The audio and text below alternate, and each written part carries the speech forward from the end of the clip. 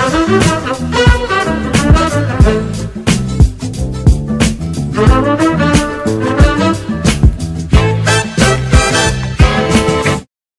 teman sehat, selamat datang di Lini Podcast, ngobrol lebih dekat tentang gaya hidup sehat. Nah, rasanya kalau misalkan ngomongin puasa dan manfaatnya bagi kesehatan gak ada habisnya ya. Perkenalkan, saya Karissa, dan setelah kita berbincang mengenai puasa untuk mencegah jantung koroner dan diabetes mellitus tipe 2 di episode sebelumnya, di episode ini kita akan membicarakan topik yang mungkin sudah ditunggu-tunggu ya oleh teman sehat, yaitu puasa cara tampak lebih muda. Benarkah? Nah, mungkin beberapa teman sehat ada yang lagi nyari-nyari kosmetik atau lagi makan segala macem nih supaya memperlambat atau bahkan menunda penuaan. Tapi gimana kalau ternyata dengan puasa saja nih kita bisa untuk tampak lebih muda? Nah, kita akan segera membicarakan topik tersebut bersama salah satu panutan saya dalam tampak lebih muda, seorang guru besar dari Ilmu Gizi FEMA IPB University dan juga Ketua Umum Pergizi Pangan Indonesia. Siapa lagi kalau bukan Profesor Hardinsyah. Selamat datang, Prof. Bagaimana kabar hari ini? Kabar baik. Karissa sendiri gimana? Alhamdulillah, siap belajar untuk tampak lebih muda. Oke, sebelum kita berbicara lebih lanjut tentang tampak lebih muda, sebenarnya saya penasaran, kalau menurut Prof. Hardin tuh sebenarnya apa sih tanda-tanda kita bisa dibilang tampak muda gitu, Prof? Ya, bisa kita lihat dari secara visual. Ya, tentunya dari yang tampak itu umumnya adalah kulit ya. Jadi kecerahan kulit tentunya pertama, termasuk bibir ya, kemudian di sekitar mata, kemudian juga ketika orang bergerak juga kita bisa lihat apa gerakannya tadi itu masih dikatakan tergolong muda apa enggak, beda ya. Orang yang sudah cepat tua cara berjalannya dengan orang-orang yang masih muda tegap. Kalau kita bisa lihat lagi lengannya, nah tampak deh kira-kira ototnya masih normal apa enggak gitu ya. Kalau ternyata lebih banyak kulitnya sudah lemas, ototnya mengecil, udah diliput tulang, ya tentunya itu berarti udah enggak ciri muda lagi gitu ya. Baik. Kemudian tentunya juga kalau pengalaman hidupnya kita tahu orang sering sakit, itu pasti itu gejala cepat tua ya, bukan muda ya. Benar. Apalagi kalau penyakitnya penyakit kronik ya. Kalau hanya flu sekali setahun is normal ya. Itu bumbu kehidupan lah. Bumbu kehidupannya flu. Baik. Nah, berkaitan dengan beberapa hal yang tadi Prof. Hardin sebut, kita juga sering dengar ya stigma dari masyarakat bahwa ketika orang tadi sudah lihat pelupa, rambut rontok, terus habis itu tadi ototnya sudah mulai mungkin mengecil dan kendur. Nah, itu sudah dilihat kok kayak sudah tua. Nah, tapi sebenarnya apa sih yang terjadi di tubuh kita, Prof, ketika terjadi penuaan tersebut? Ya, intinya adalah sel-sel itu mengalami penuaan ya. Jadi kalau sel itu mengalami penuaan semakin banyak, maka jaringan dan bagian di mana sel dan jaringan tadi menua juga akan tampak bagian tubuh tadi jadi menua ya. Tapi sederhananya kan kita tahu kalau kulit tadi kan umumnya kolagen namanya ya. Salah satu bagian dari komposisi asam amino yang menyebabkan kulit kita tampak lebih cerah dan tidak cepat keriput, kira-kira begitu kan. Nah, kalau kolagen ini menurun, ya pasti dia tampak cepat keriput. Tapi tidak hanya kolagen sebenarnya, harus ada air minum. Nah, seringkali orang ketika mengalami kurang minum atau dehidrasi, itu juga sementara, temporarily ya, secara sementara kulitnya keriput, tapi itu cepat pulih sebenarnya. Kita dia minum lagi. Bisa juga karena zat-zat yang disebut dengan glukosida ya, itu yang menyebabkan kalau dia cepat mengalami degradasi, maka menyebabkan kulit kita jadi cepat tampak tua gitu. Jadi artinya ada faktor dalam, ada faktor luar gitu ya. Ya, orang sering kena paparan matahari misalnya juga ya, pasti juga cepat, karena itu kan ada tata cara bagaimana menghadapi matahari terik. Kalau olahraga juga jangan diterik matahari gitu kan ya. Kalau bicara dari luar kan pasti sering sekali teman sehat juga dengar penggunaan kosmetik dan segala macam gitu ya Prof ya. Tapi kan sebenarnya kalau misalkan didengar tadi kolagen nggak hanya di kosmetik aja, sebenarnya dari makanan bisa kita dapat juga. Betul. Ya Prof ya. Iya, asam amino kan bisa kita peroleh dari berbagai sumber protein. Nah, jadi sebenarnya nggak harus mahal ya, tampak lebih mudah begitu. Oke, mengenai makanan nih Prof. Terus kita langsung ke puasanya nih Prof. Sebenarnya kenapa lantas dengan puasa ini bisa membantu kita tampak lebih muda? Ada banyak jalur sebenarnya mekanismenya ya. Kalau jalurnya tadi jalur kulit ya, kecerahan kulit, lagi-lagi tidak sembarang puasa sebenarnya. Puasa yang harus dilaksanakan dengan baik dan benar.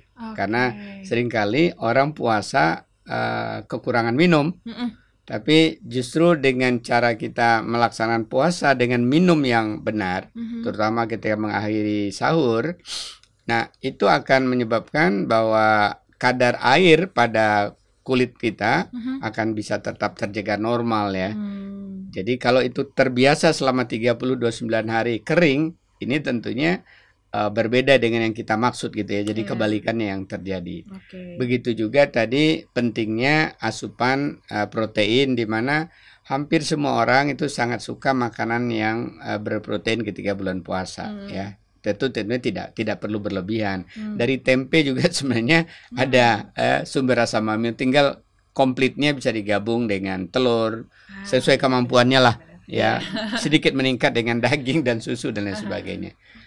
Tapi tidak cukup hanya tadi yang saya katakan muda itu dari kulit kan ya. Apalagi itu, tapi justru kalau penelitian pada centenarian, centenarian ini orang-orang berusia di atas 100 tahun di dunia ini, dilakukan kajian, itu ada beberapa faktor yang terungkap yang di publikasi sudah itu di jurnal internasional ya. Pertama soal sikap sebenarnya. Jadi kalau orang sikap berjiwa muda, dia akan lebih muda dibanding orang yang anak muda berjiwa tua gitu ya, bersikap tua. Ada juga. Iya, ada juga begitu. Ya, jadi itu artinya faktor diri ya, bukan orang yang menilai kita dulu, kita menilai diri kita. Ya, itu satu. Kemudian yang kedua adalah bagaimana tujuan hidupnya dan doa-doanya. Jadi kalau orang suka pasrah, gimana itu juga sebentar lagi mati, lagi meninggal, pesimis gitu ya, nggak optimis, itu juga ciri bahwa dia tidak akan bisa memiliki umur panjang. Di sana di balik itu doa-doa tadi, karena orang punya tujuan pasti dia selalu berharap, pasti dia selalu berdoa. Harapan itu kan doa ya, cita-cita ya, yang diungkapkan kepada suatu kekuatan yang luar biasa, namanya Tuhan Yang Maha Esa gitu kan. Nah, kemudian baru soal healthy lifestyle ya. Dia mau mengatur makannya, dia mengatur aktivitas fisiknya. Bahkan yang keempat adalah soal care dan cinta. Ya. Jadi tahu nih saya. Karena apa? Karena itu sumber kebahagiaan. Ya. Jadi orang-orang yang cepat tua itu adalah orang-orang yang gampang stres, orang-orang yang sering banyak pikiran dan sedih, gak bahagia. Nah, itu semua kalau kita kaitkan dengan suasana Ramadan, banyak hal yang bisa kita raih ya. Sejalan dari semua kayak sejalan semua gitu. Iya. Wow, oke. Ternyata bahagia dan living a stress-free life itu bisa jadi salah satu untuk tampak lebih muda ya gitu. Jadi yang ikhlas juga teman-teman puasanya, karena percuma puasa cuma untuk memenuhi kewajiban aja tanpa mendalami tadi berdoa ya Prof ya, terus menikmati suasananya juga bisa bahagia bisa masak sama keluarga, nanti silaturahmi juga gitu ya. Bahagia itu juga dalam banyak kajian itu karena kita berbagi. Ya, iya nih, itu berbagi, membahagiakan orang itu pasti sumber kebahagiaan. Mungkin buat orang yang kita bagi, mungkin bisa jadi dia tidak bahagia, itu pasti bahagia kita. Tapi kalau dia bahagia, kita akan lebih bahagia lagi. Iya. Berbagi itu tidak hanya soal harus materi ya, bisa saja berbagi senyum, berbagi sedekah, akhirnya materi juga bisa ya, membantu orang, meringankan beban orang. Turut memberi solusi orang yang sedang menghadapi kesulitan, mahasiswa yang lagi stres menghadapi skripsi dan sebagainya, itu termasuk bisa diringankan pikiran bebannya, itu termasuk yang bersangkutan bahagia, kita juga akan bahagia. Oke, menarik ya. Tadi sudah dicatat ya soal teman-teman sehat beberapa tipsnya untuk tampak lebih muda ketika puasa. Nggak hanya ketika puasa ya, kalau misalkan itu bisa dilaksanakan. Tapi ada lagi terus. Sebenarnya pada level seluler dulu kita Wah, perlu ini diskusikan ya. menarik. Oke, Ya. boleh Prof. Silahkan. Karena dalam penelitian yang dianggap jago dunia ini dalam arti longevity ya, mempelajari tentang umur panjang dan awet muda itu namanya Volter Longo. Oke. Ya, banyak kajian-kajiannya dengan intermittent fasting, bahkan ada dia sebut juga mimicking diet, fasting mimicking diet. Oke. Diet yang dia buat mirip seperti ketika orang puasa, di mana lebih turun sekitar 500 kilokalori dari hari-hari biasa. Kemudian diatur jarak makannya. Minimum 14 jam, 16 jam. Nah, ternyata pada penelitian yang lain juga membuktikan bahwa kalau tadi orang dari puasa 14 sampai 16 jam, itu ada namanya suatu komponen di otak kita, komponen neuropotik namanya brain derived neuropathic factor. Ini ada topik sendiri sudah dibahas ini ya. Coba dicari tuh di scroll ya, ke atas. Brain derived neuropathic factor itu ternyata meningkat ketika puasa ya. Itu ya. Sedang kalau orang tadi dengan olahraga itu sulit meningkatkannya. Bahkan kalau dengan puasa tuh meningkatnya dahsyat. 3,5 kali, hampir 4 kali lipat. Apa gunanya? Itu ternyata kemampuan memori kita jadi bagus, jadi meningkat. Nah, salah satu tampak orang muda ketika kemampuan mengingatnya nih, orang nih jadi tampak cerdas, nggak lambat lupa. Kan ciri orang menua apa? Agak pikun ya, kita sering sebut cepat lupa ya. kan. Cepat lupa. Ini justru dengan puasa kemampuan memorinya tadi malah meningkat. Apalagi kalau di-maintain setelah itu ya, dengan entah itu intermittent fasting, puasa Senin Kemis ya, berbasis spiritual atau tidak ya terserah ya. Tapi kalau berbasis spiritual tentunya untungnya lebih banyak ya. Ada pahala di balik itu. Pasti. Nah, ternyata juga itu dengan puasa sekitar 14 jam tadi, mulai 12-13 jam itu udah terjadi namanya autofagi. Jadi sel-sel tertentu yang namanya autofagosom itu akan memakan sel-sel tua, sel-sel yang udah lunglai, sel-sel yang tidak berguna, penjahat-penjahat tubuh termasuk virus. Jadi terjadi detox di sana. Nah, kan seringkali orang, lu mau awet muda nggak? Kalau awet muda, lu detox dulu katanya. Nah, itu otomatis sebenarnya puasa. Tapi lagi-lagi kalau dilakukan dengan baik dan benar. Jadi artinya apa? Sahur kita itu minimal, jangan sahurnya sampai kenyang. Karena dalam penelitian itu 500 kalori. Bahkan kalau saya lihat dari berbagai penelitian lagi, kita turunkan 200 sampai 600 kilokalori dari makanan biasa. Cukup ya itu. Itulah yang nanti akan maksudnya dikurangi ya, kalau biasanya 2000 jadi 1500 gitu loh. Nah, itulah yang memulai terjadi perubahan-perubahan tadi yang bagus perubahan. Wow. Jadi detox itu akar dari kita ingin memperbaiki permajaan sel. Dan itu bisa dilakukan ketika puasa ya. Dan cikal bakal awet muda gitu. Benar sekali.